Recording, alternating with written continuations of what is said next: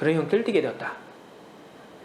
산미증 식객이 활발하게 전개되었던 그런 20년대 시기에 보면은 1926년에서 31년까지 5년간의 거린이 1만 명에서 16만 3천 명으로 격증했고, 거린은 거의 이제 소위 말하면 빌어먹는 사람들 수준이죠.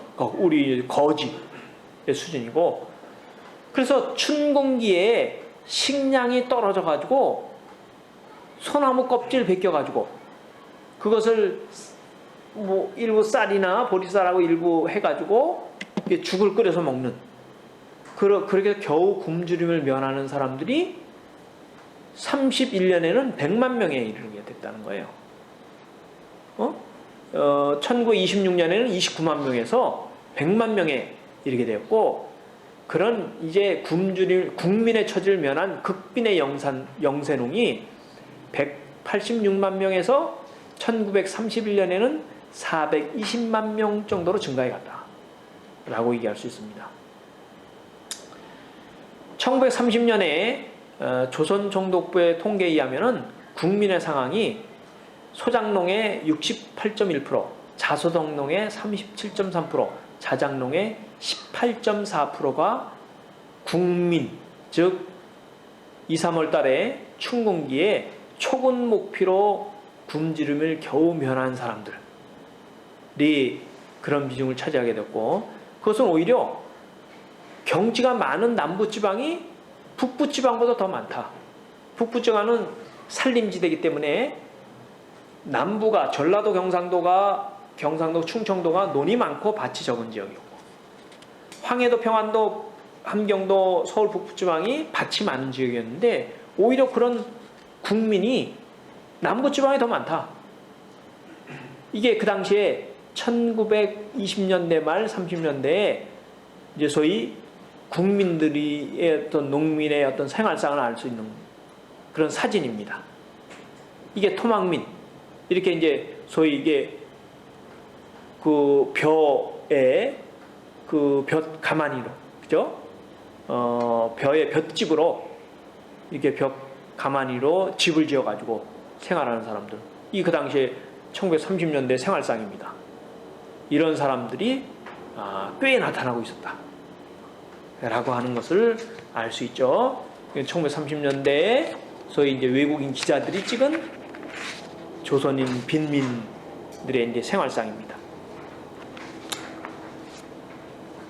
그래가지고 1920년대에 일본 제국주의의 그런 농업정책과 특히 1928년, 29년에 세계적인 대공황이 오죠. 그렇게 돼서 조선의 어떤 사정이 굉장히 어려워지게 되자 조선 농민이 농촌 사회에 머물지 못하고 농촌을 떠나게 되는 그런 이농민들과 소위 30년대는 한반도를 떠나는 그런 조선인들이 많아지게 되었어요. 조선에서 더 이상 먹고 살 수가 없었기 때문에. 그래서 1920년대에 이 빈궁하고 몰락해간 농민은 농촌을 떠나서 산에 들어가서 화전민이 되거나 나아가서는 해외로 먹고 살기 위해서 이주 취업을 하거나 이런 형태로 나타나게 되었습니다. 20년대 이후에 크게 증가되게 되었다. 그래서 일본이나 중국의 동북지방으로 그렇게 이주하는 그런 민들이 많아지게 되었다라고 얘기할 수 있습니다. 그래서 조선 남부의 주민은 주로 일본으로, 북부의 주민은 주로 이제 황해도, 평안도, 이제 함경도의 주민은 주로 중국의 동북 삼성의 간도 지역으로 이전하게 되었다라고 얘기할 수 있습니다. 이게 그 당시에 이제 20년대 이후에 그 이주해간 조선에서 일본으로 이주해간 사람들이 이제 하여튼 뭐 80만이 20년대 이후에 넘어가게 되었고, 하와이로 이민한 사람들이 있었고, 여기 동북 삼성의 만주 지역으로 이제 이주를 해가고 블라디보스톡이나 하바로스크 연해주 지역으로 이제 하여튼 옮겨가는 사람도 굉장히 많았습니다. 이런 식으로 이주를 해갔다 라고 얘기를 할 수 있습니다. 그래서 1930년대에 징병징용, 일본이 이제 그렇게 30년대는 다시 다음 주에 얘기를 하겠습니다만은 징병징용으로 이제 간 사람까지 포함해서 당시 조선의 인구가 2천만 명이었는데 그 중에 400만 명이 해외로 이주할 정도였다. 그러니까 엄청난 인구가 이주를 한 거죠. 그러니까 전체 인구의 5분의 1 이상이 5명 중 1명은 해외로 이주해 갈 수밖에 없었다.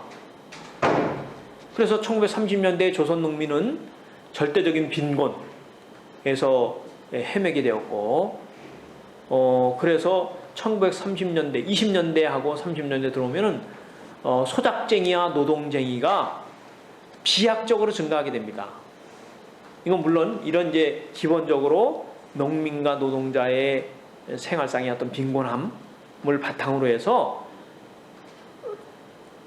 나름대로 또 한편은 조선인들의 소위 이제 의식의 어떤 향상을 바탕으로 해서 전개가 되는 거죠.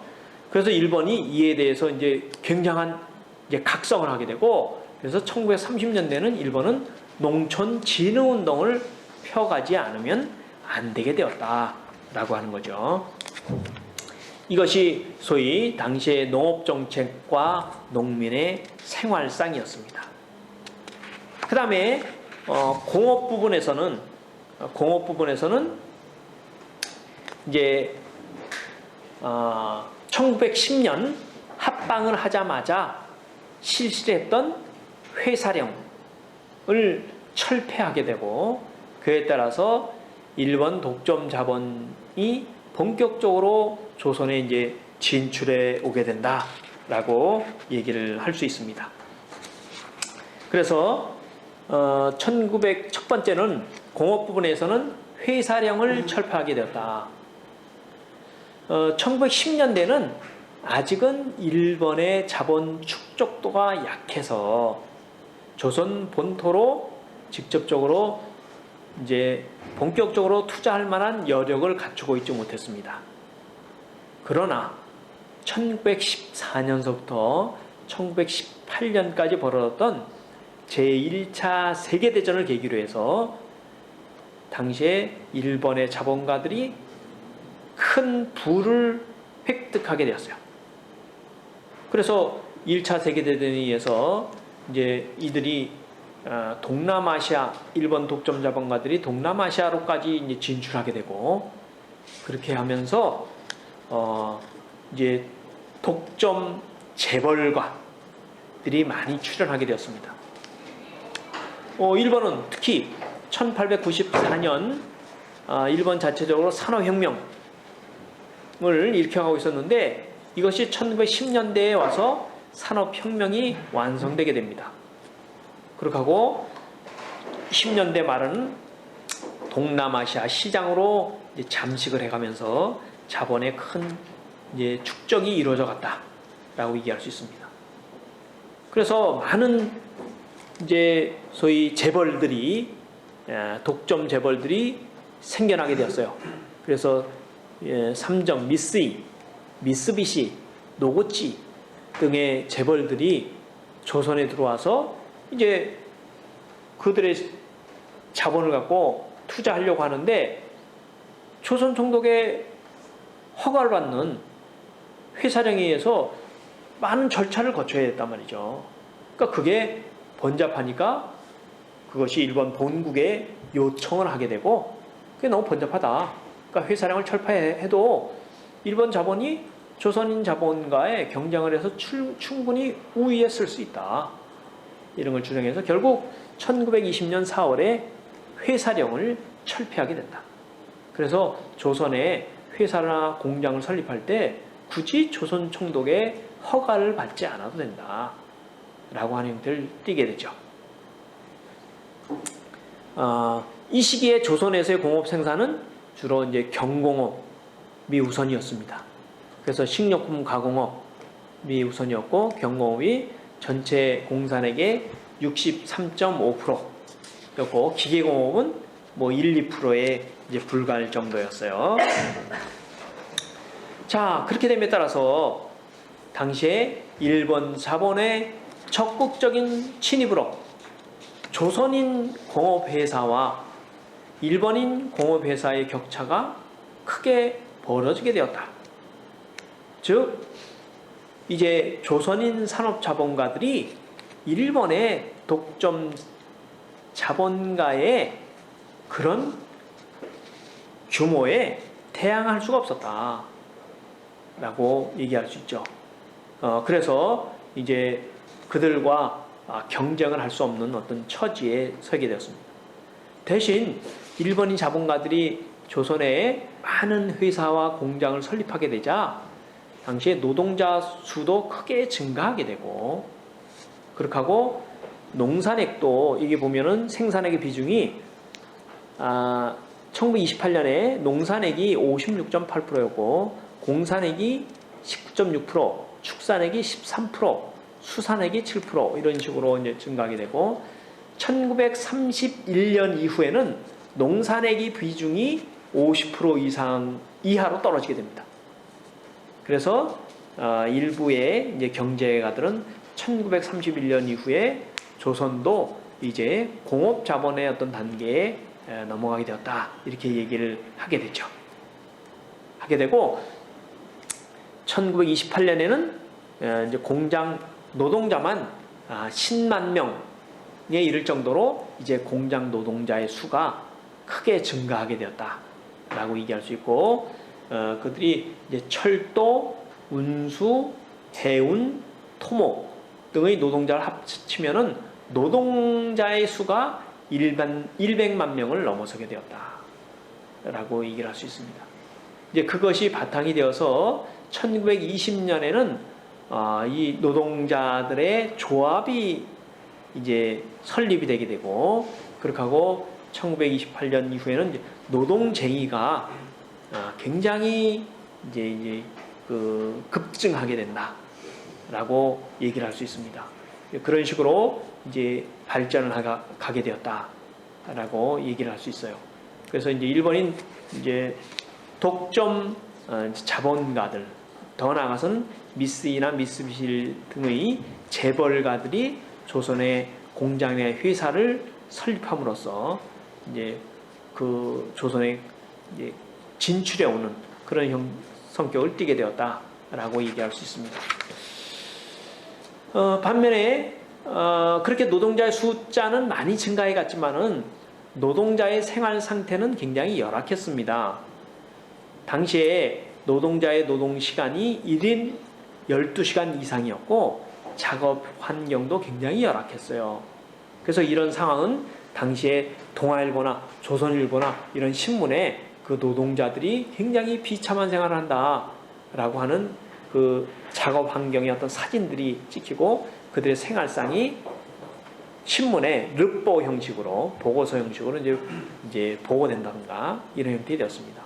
그리고 남녀 간 국적 간의 임금 차별이 굉장히 심했어요. 그러니까 남녀라는 것은 남자 임금이 예를 들면 10원이라면 여자 임금이 5원이었고, 일본인 노동자 임금이 예를 들면 10원이라면은 조선인 노동자는 똑같은 일을 해도 2분의 1이나 5원이나 혹은 3분의 1 이하, 3분의 1 정도의 임금을 받았어요. 그러니까 그래서 남자와 여자 간의 임금의 차, 일본인과 조선인 노동자의 어떤 임금의 차이가 굉장히 심했다. 그렇게 하고 조선인 노동자는 질병이나 재해, 실업에 대한 보상을 전혀 받지 못한 채 단순한 소모품으로서 이제 취급이 됐다라고 얘기할 수 있고, 노동자의 주거와 식생활은 굉장히 이제 비참했고, 혹은 그가 이제 예를 들면 무슨 이제 뭐 자기 그 일정하게 좀 뭐 게으름을 핀다든가 지각을 한다든가 혹은 뭐 이제 화장실에 간다든가 이런 것을 너무 자주 하면은 벌금을 물린다든가 벌금죄, 혹은 임금 중에서 일부는 또 강제적으로 저축을 한다든가 이런 형태를 띠면서 그들의 작업 환경도 열악했고 또 자유를 구속받는 거의 식민지 노예 상태에 빠지게 되었다라고 얘기할 수 있습니다. 1920년대는 식민지 공업의 발달에 따른 노동자 계급의 양적인 증가와 열악한 생활 조건을 바탕으로 하면서 점차 노동자들의 계급 의식이 고양되면서 노동자 계급이 민족해방 운동의 중심적인 어떤 역할을 담당해가는 그런 형태로 나타나게 되었다. 그래서 노동쟁이나 농민쟁이가 1920년대 이후에 이제 급증하게 되는 그런 양상을 띠게 되었습니다. 그래서 이제 다음 주에는 1920년대 당시에 조선인들의 민족해방운동이 어땠었고, 그에 따라서 1930년대에 일본 제국주의의 통치 방식은 또 어떻게 변해갔는가 하는 것을 살펴보도록 하겠습니다. 1920년대는 이제 민족 부르주아지들도 일정한 운동을 펼치지만은 운동의 중심은 이제 민중으로 넘어가게 되었습니다. 그래서 노동자, 농민의 어떤 이제 수작쟁이라든지 혹은 이제 러시아로부터 사회주의 사상이 전파되면서 당시 지식인들은 이제 사회주의 운동으로 크게 이제 경도되는 그런 형태를 이제 띠게 되었습니다. 그래서 그런 양상을 살펴보게 되고 1928년, 29년에 이제 세계적인 대공황이 오게 되었습니다. 그래서 일본도 1930년대 이후에 일본 본토와 식민 조선에서 통치 방식을 이제 달리할 수밖에 없었다라고 얘기를 할 수 있습니다. 그 양상에 대해서 다음 주에는 살펴보도록 하겠습니다. 이것은 당시에 이제 신문에 실려 있었던 당시에 이 제사 만드는 공장의 노동자들 이렇게 모여서 이제 만드는 장면 있고, 이것은 제사 공장의 노동자들이 앞에 이제 그 제사기를 실로 해서 이제 하여튼 면직물 만드는 그런 장면을 이제 찍은 사진을 이제 보여드린 겁니다. 이렇게 해서 이제 이렇게 앉아서 꼬박 하여튼 일을 하는 그런 장면이죠. 오늘 시간은 여기까지 하도록 하겠습니다.